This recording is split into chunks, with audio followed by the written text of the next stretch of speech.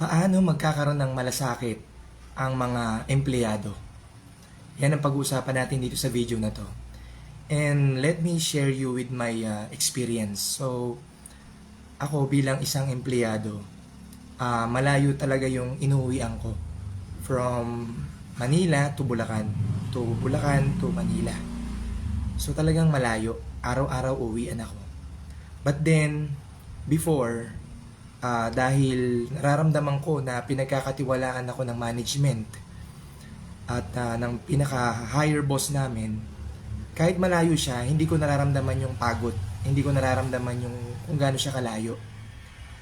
So, ngayon medyo nagbago yung namumuno and doon mo mafe-feel yung, kumbaga, kapag naramdaman ng empleyado na hindi ka na binavalue, yung hindi ka na pinapahalagahan, ikaw mismo mararamdaman mo yan.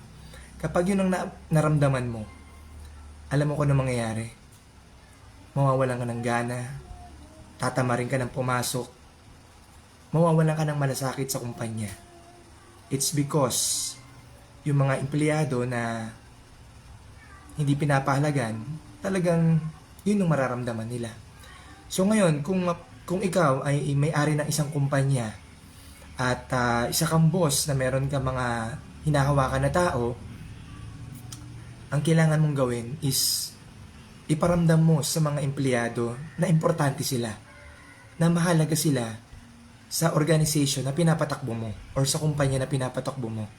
Nang sa gayon, kapag naramdaman nila yon na kahit sabihin na nating matanda na yung mga empleyado at ilan na lang yung, kukunti na lang yung mayaambag nila sa kumpanya, still, iparamdam mo pa rin sa kanila na importante sila.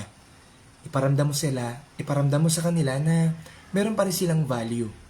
Magugulat ka na lang yung mga kahit na matatagal na sa kumpanya, yung dating hindi nagbibigay ng feedback or opinion o pwedeng innovation, magugulat ka na lang, magsasuggest yan bigla sa'yo. Lalapit sa'yo yan, na sabihin sa'yo, boss, meron akong naisip na innovation na para sa kumpanya. Ano sa tingin mo dito? Kasi once na ma-feel nila na importante sila, doon papasok yung malasakit. Doon sila sisipagin pumasok sa trabaho. At doon sila mararamdaman nila yung value nila sa kumpanya. At doon din papasok yung loyalty sa company.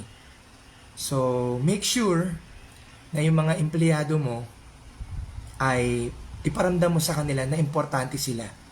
Na part sila ng company and at the same time, meron silang value para sa company na pinagtatrabahuan nila. Okay? So, yun na naman gusto kong i-share dito sa video nito and I hope makatulong to sa mga may-ari ng company at yung mga big boss na may mga hinahawakan mga empleyado. Alright? So, yun lang naman. Maraming salamat and God bless po sa ating lahat.